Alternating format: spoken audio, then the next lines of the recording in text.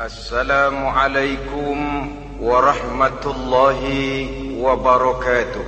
Waalaikumsalam warahmatullahi wabarakatuh. Bismillahirrahmanirrahim. Alhamdulillahi rabbil alamin. Wassalatu wassalamu ala ashrafil anbiya'i wal mursalin, imamil muttaqin, sayyidil ghurril muhajjalin, wa ala alihi wa ashabihil mujahidin at-tahirin, amma ba'du. Saudara-saudara kaum muslimin rahimakumullah, sesungguhnya gaya hidup seseorang sangat ditentukan oleh cara bagaimana dia memandang hidup ini.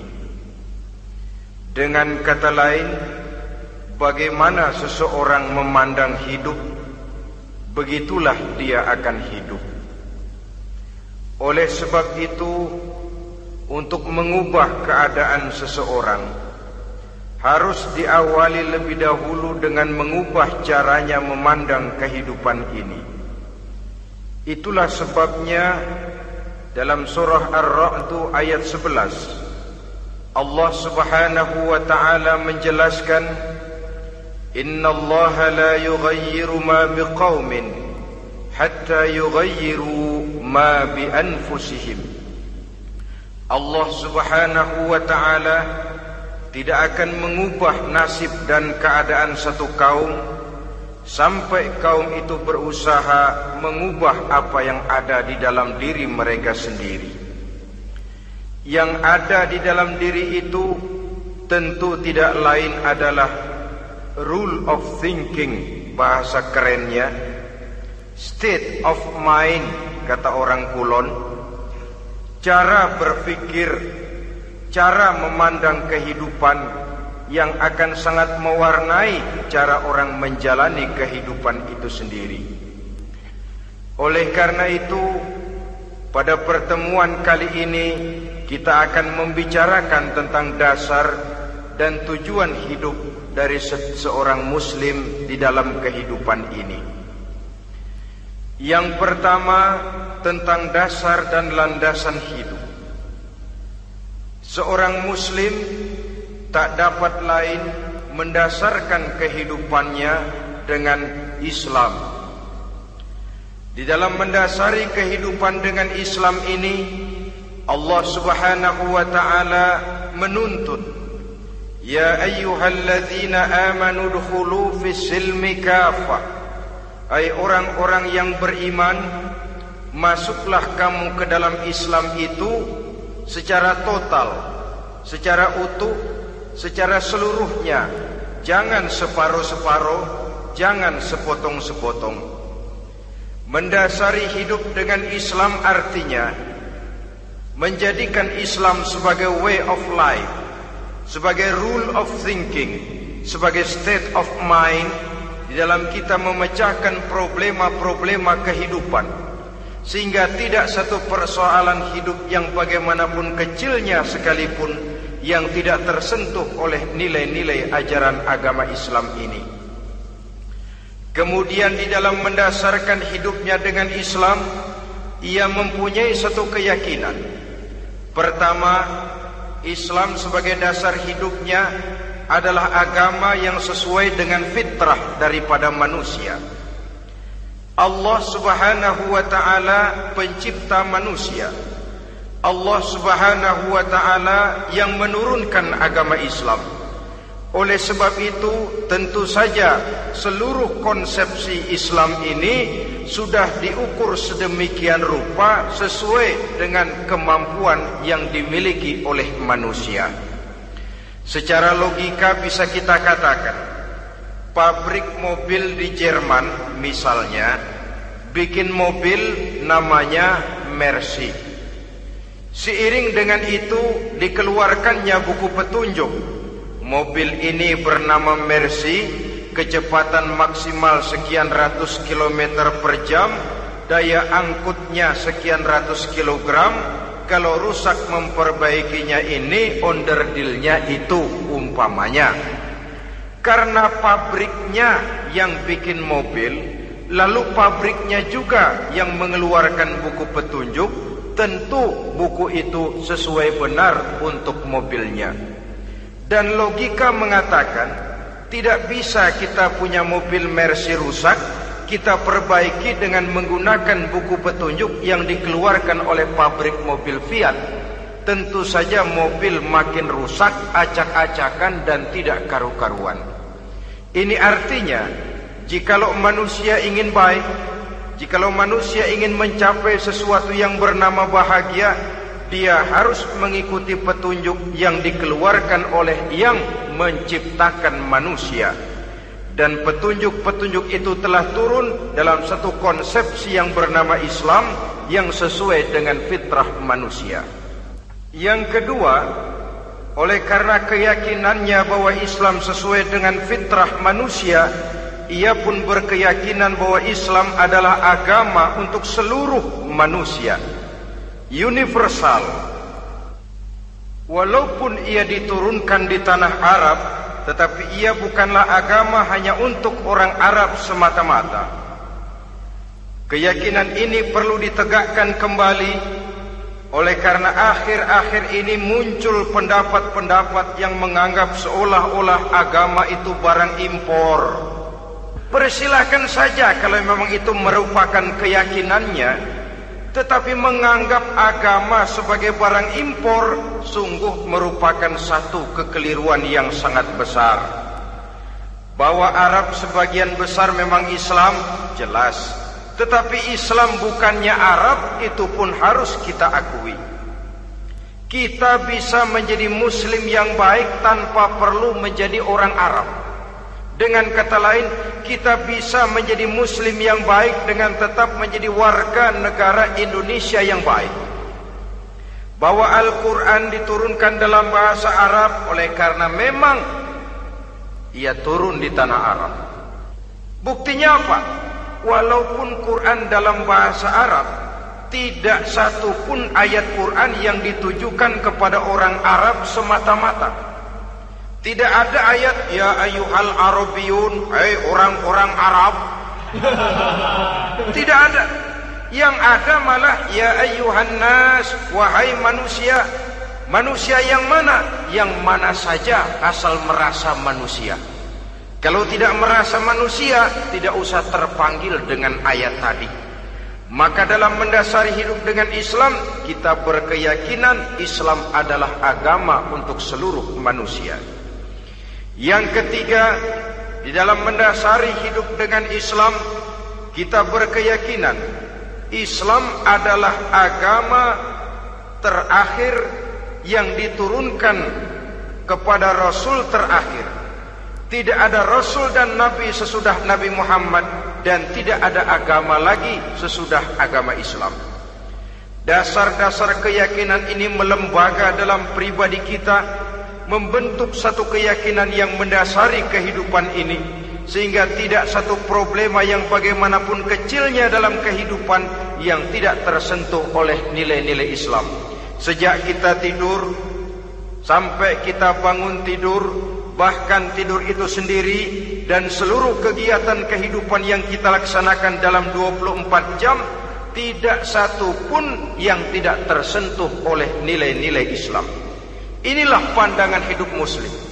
Jawaban seorang Muslim terhadap problema-problema kehidupan yang dihadapinya, yang di dalam menjawab problema itu ia Islam oriented, berorientasi kepada nilai-nilai Islam.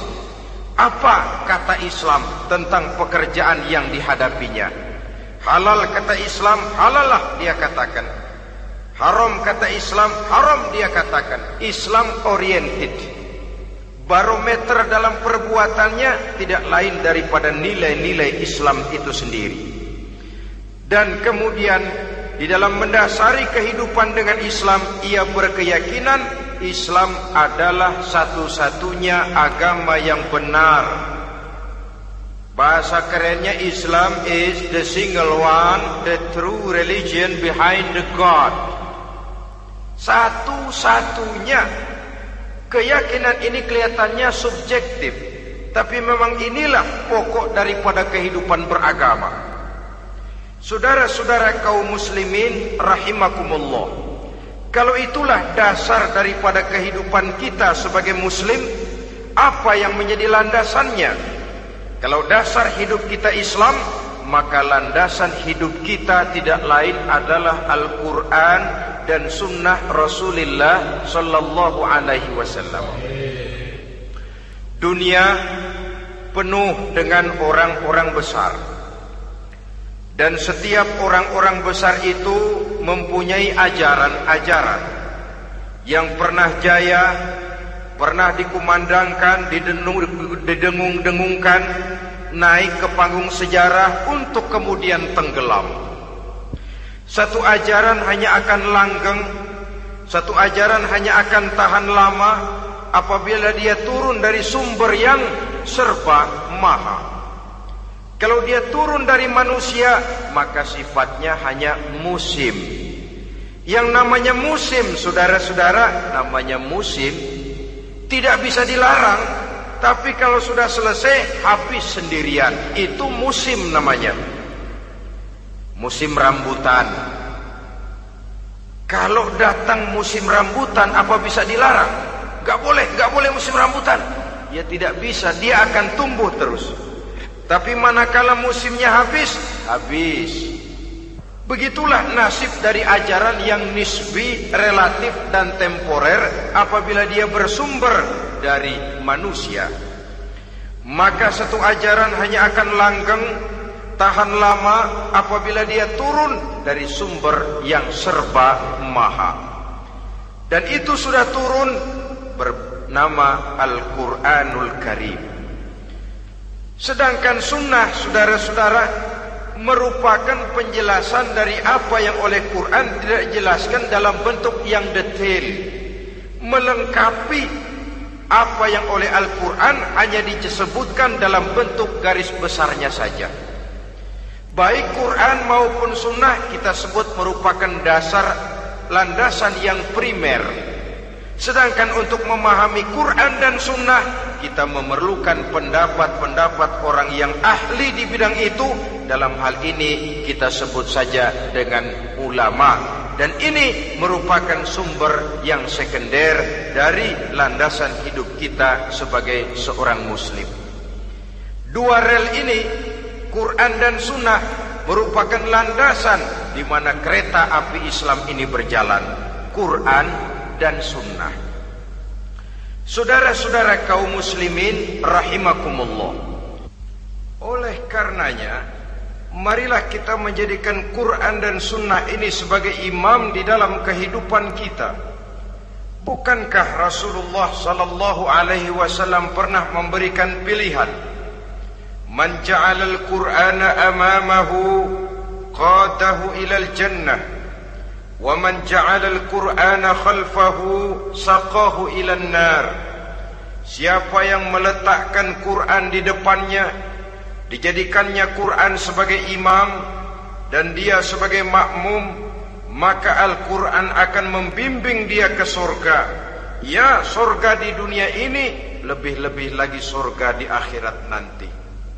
Sebaliknya, وَمَنْ جَعَلَ الْقُرْآنَ خَلْفَهُ, siapa yang meletakkan Quran di belakangnya, dia belakangi ajaran dan konsepsi Al-Quran, dia tinggalkan perintah-perintah Al-Quran, maka Al-Quran yang dibelakanginya itu akan mendorong dia ke neraka. Neraka dunia, lebih-lebih neraka di akhirat nanti. Pilihan terserah kita. Jikalau kita mau menjadikan Quran sebagai imam, artinya kita menjadi makmum. Resikonya dimanapun, makmum wajib ikut imam. Imam takbir, makmum takbir, imam ruku, makmum ruku, imam i'tidal, makmum i'tidal. Jikalau Quran imam kita dan kita adalah makmum, maka itu berarti jikalau ke barat komando Quran, ke barat kita pergi. Jikalau ke timur kata Quran, ke timur kita menuju. Jikalau halal kata Quran halal kita katakan, jikalau haram kata Quran haram kita ucapkan. Itu resikonya kita menjadi makmum, menyusun pola hidup yang lebih Qurani.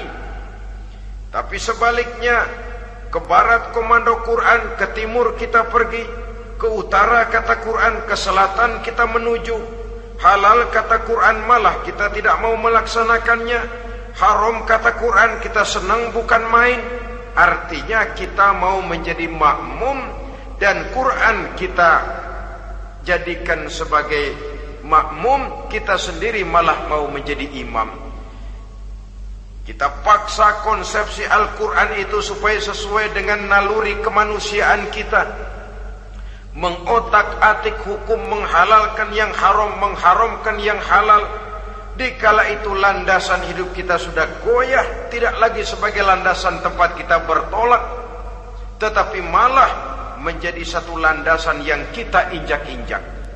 Sesungguhnya saudara-saudara, Quran tidak akan membawa berkah, tidak akan menjadi rahmatun wa syifaun lil mu'minin, menjadi penyembuh, menjadi rahmah bagi orang-orang beriman, apabila yang kita baca itu kita injak-injak di dalam kehidupan.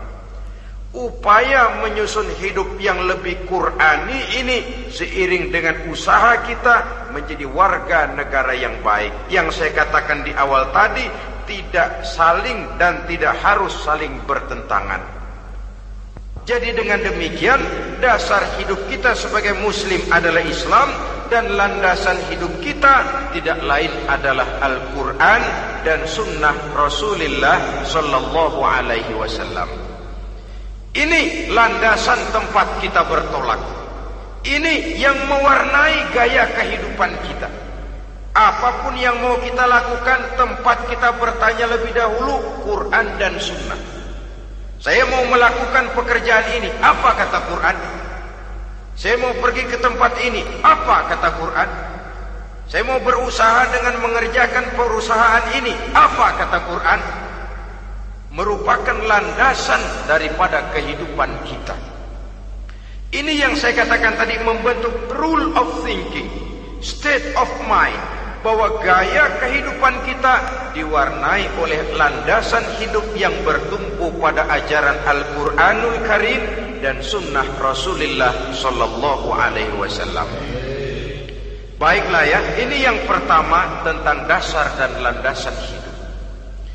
Yang kedua tentang tujuan hidup. Kalau sudah ada landasan tempat kita bertolak, lalu kemana pantai yang akan kita tuju? Mau apa sih kita hidup ini? Berleha-leha, menjalani acara rutin, bangun tidur sampai tidur lagi, kemudian besok begitu lagi, sampai menunggu datangnya sang ajal? Atau ada satu tujuan yang akan kita capai di dalam kehidupan ini? Apabila kita teliti, maka Al-Quran mengajarkan tujuan hidup setiap muslim pada dasarnya ada dua. Pertama, kita sebut saja tujuan jangka pendek. Tujuan jangka pendek itu sasarannya dunia sekarang ini.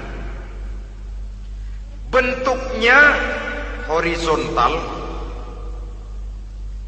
Targetnya agar setiap pribadi muslim menjadi rahmatan lil alamin, rahmah bagi lingkungannya.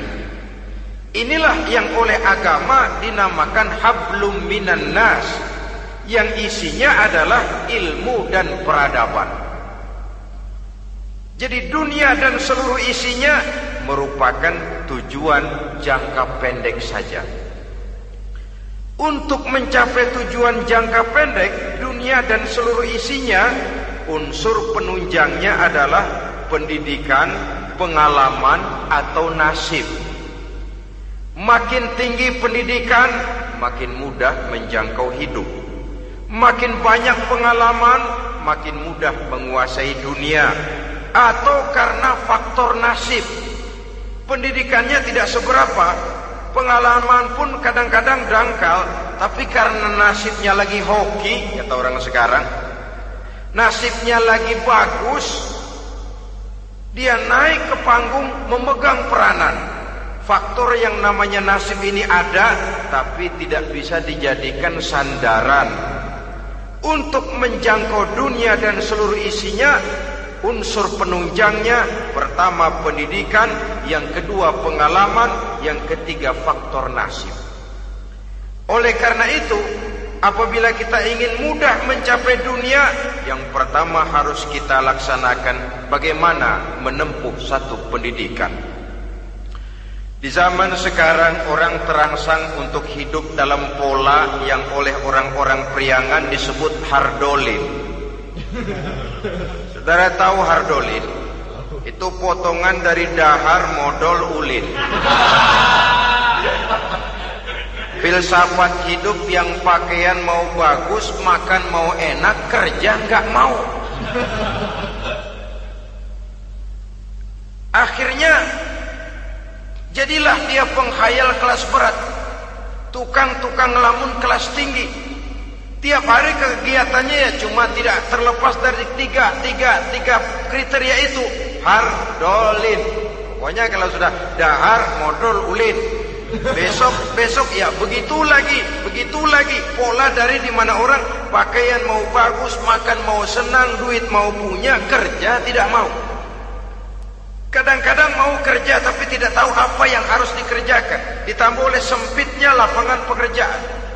Tidak tahu apa yang harus dikerjakan, dilatar belakangi oleh tidak adanya pendidikan yang dia terima, sehingga mau kerja apa lalu bingung. Oleh karena itu, terutama buat adik-adik remaja, para pemuda, saya berpesan untuk menjangkau dunia, yang pertama harus kita jalani bagaimana membina diri, mendidik. Taruh kata drop out, putus sekolah. Tapi drop out bukan halangan bagi tumbuhnya cita-cita yang mulia. Bahkan ada orang bilang many a great man starts as a newspaper boy. Banyak orang-orang besar yang memulai pekerjaannya dagang koran. Putus sekolah bukan merupakan halangan bagi tumbuhnya cita-cita yang mulia. Dan tidak sedikit orang-orang besar yang tidak keluaran perguruan tinggi. Tidak sedikit orang-orang besar yang tidak merupakan produk dari perguruan tinggi tertentu, tapi kerajinannya belajar, banyak membaca, banyak bergaul, autodidak. Syukur kalau masih bisa menempuh pendidikan yang formal.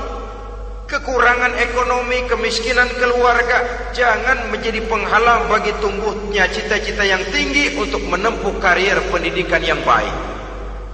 Ini memang pahit. Tapi bagaimanapun kata orang, lebih baik makan singkong beneran daripada makan roti ngimpi.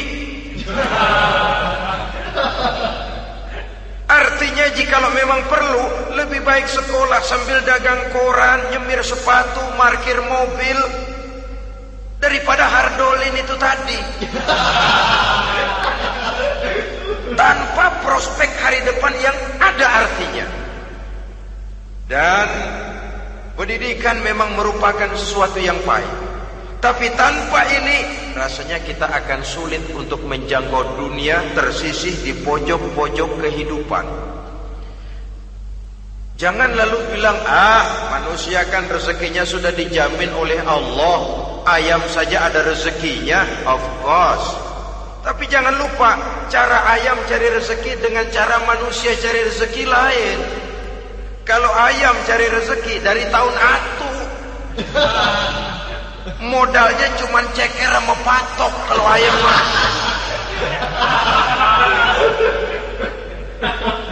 asal bisa nyeker, bisa matok, ayam dapat rezeki. Pokoknya kertok dah. Tapi manusia cari rezeki, dia harus cari lapangan kerja. Lapangan kerja sulit. Sudah dapat lapangan kerja, harus punya keahlian. Untuk memperoleh keahlian, harus dengan pendidikan. Berhadapan lagi dengan saingan-saingan, karena pasaran tenaga kerja tiap tahun puluhan, kalau tidak ratusan ribu pasaran tenaga kerja yang masuk lapangan kerja. Ini kenyataan. Semakin ke depan, oleh tingginya tensi ekonomi, oleh persaingan hidup yang makin tajam, oleh makin menggejalanya pola pikir industrialis yang membuat manusia individu, nilai-nilai semacam ini akan terasa makin berat. Oleh karenanya, tanpa pendidikan sulit untuk menjangkau dunia. Yang kedua, pengalaman, tenaga expert. Sehingga orang mengatakan experience is the best teacher. Pengalaman adalah guru yang paling bijaksana. Dengan pengalaman kita makin dewasa. Dan orang sering mengatakan kegagalan hakikatnya adalah keberhasilan yang tertunda. Jangan takut gagal, kalau itu akan mengantarkan kita kepada pola hidup yang lebih dewasa, lebih tegar, lebih sanggup menghadapi kesulitan-kesulitan. Dan faktor yang ketiga, nasib. Kadang-kadang orang pendidikannya tidak ada, kadang-kadang pengalamannya tidak seberapa, tapi karena nasib, engkongnya misalnya jadi komandan Hansip, dia naik jadi anggota Hansip. Itu karena faktor nasib saja. Yang ketiga ini ada, tapi tidak bisa dijadikan sandaran dalam arti bahwa kita lalu mengandalkan nasib. Lo nanti udah gede mau jadi apa? Gue sih gimana nasib aja dah. Jadi orang syukur, jadi gembel nasib. Tidak bisa kita menghadapi hidup dalam satu alur spekulasi. Tidak bisa kita menjalani skenario kehidupan ini dengan bersikap untung-untungan. Karena kehidupan walaupun tidak bisa dipastikan, paling kurang bisa dirancang, bisa direncanakan, bisa ditargetkan, bisa dianalisa kemungkinan-kemungkinannya. Walaupun tidak bisa dipastikan, tapi bisa diperhitungkan. Sebagai manusia yang terikat oleh causality, oleh hukum sebab akibat, sewajarnya kita memperhitungkan kemungkinan-kemungkinan itu. Kira-kira 5, 10, 15 tahun yang akan datang, sejauh mana kesulitan-kesulitan dalam kehidupan ini, sejauh mana persaingan dalam hidup, sejauh mana tenaga kerja dibutuhkan, sejauh mana keahlian dan skill menunjang ke arah itu. Kalau tidak, kita akan tersisih di sudut-sudut kehidupan untuk lebih banyak jadi penonton daripada menjadi pemain. Padahal kita ingin jadi pemain, kita ingin aktif, kita ingin punya peranan karena kita oleh agama dituntut menjadi rahmatan lil alamin, menjadi rahmah bagi lingkungan di mana kita tinggal, mewarnai lingkungan, bukan cuma diwarnai oleh lingkungan itu sendiri. Itu tadi tujuan jangka pendek sebagai tujuan yang pertama. Yang kedua, tujuan jangka panjang. Tujuan jangka panjang ini sasarannya adalah akhirat. Bentuknya vertikal, targetnya adalah mardotillah atau ridho daripada Allah. Dan ini yang oleh agama dinamakan dengan hablum minallah, tali vertikal yang menghubungkan manusia langsung dengan Tuhannya. Untuk mencapai tujuan jangka panjang akhirat ini, unsur penunjangnya adalah prestasi ibadah. Kalau untuk tujuan jangka pendek, dunia dan seluruh isinya, pendidikan, pengalaman dan nasib memegang peranan yang sangat penting, maka untuk akhirat, pendidikan, pengalaman, nasib tidak punya pengaruh banyak. Unsur penunjangnya adalah prestasi ibadah. Bagaimanapun tinggi pendidikan, bagaimanapun banyak pengalaman, tanpa prestasi ibadah, nol besar kita dalam pandangan Allah Subhanahu wa ta'ala. Saudara-saudara kaum muslimin rahimakumullah, itu sebabnya seorang muslim sholat, puasa, haji, zakat, yang kalaupun ada target dunia itu cuma side effect saja, sekedar satu efek sampingan. Target utamanya tetap tujuan jangka panjang, akhirat dan ridho Allah. Kenapa kita sholat? Untuk mencari ridho Allah. Kenapa kita laksanakan ibadah haji? Untuk mencari ridho Allah. Kita bangun di keheningan malam untuk mencari ridho Allah. Kalau ada akibat dunia, itu cuma akibat sekunder saja. Ada misalnya orang karena tekun ibadah rezekinya lancar, itu baru persekot, baru tanda jadi. Kadang-kadang persekotnya saja sudah nikmat kok, apalagi cashnya, kontannya. Sebaliknya kalau ada orang rajin ibadah rezekinya seret, jangan jadi alasan. Kok lu nggak sembahyang? Alah, tetangga gua rajin sembahyang melarat terus. Ya memang sholat itu bukan dengan target dunia, target akhirat. Nah, ini sajalah yang kita bicarakan pada pertemuan kali ini. Mudah-mudahan ada manfaatnya. Terima kasih atas segala perhatian. Mohon maaf atas segala kekurangan. Usikum wa nafsi bitaqwallah. Wassalamualaikum warahmatullahi wabarakatuh.